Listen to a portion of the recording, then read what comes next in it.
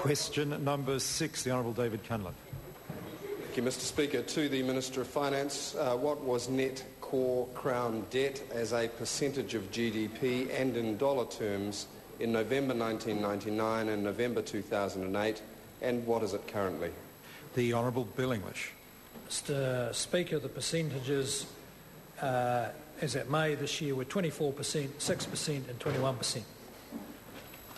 The Honourable David Cunliffe. Mr Speaker, how many budget fiscal surpluses has he achieved, and how does that compare to the record of the previous Labor-led government?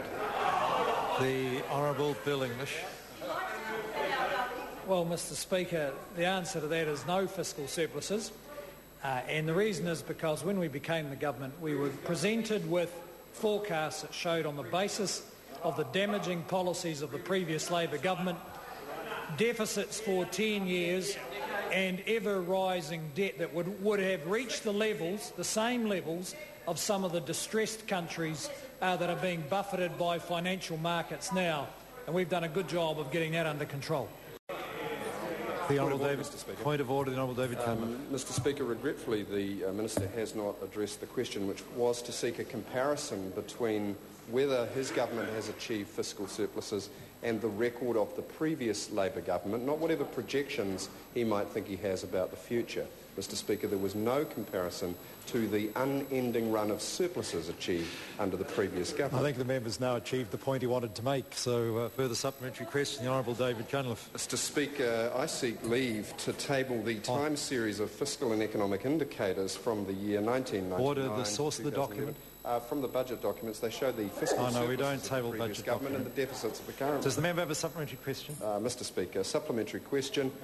Given that the Minister's government has increased debt by a record amount since entering office and has borrowed $17 billion by its own admission in the last year alone, was it fiscally responsible to pass $23 billion worth of tax cuts, the lion's share of which went to the already well-off? The Honourable Bill English.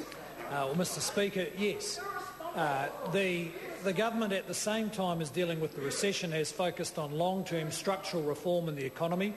And in 2010 we implemented a unique tax switch where we cut taxes on incomes and savings across the board, and we increased tax on consumption and the effective tax rate on property. That was a fiscally neutral package and will be very good for this economy in the long run because it promotes higher incomes and higher growth.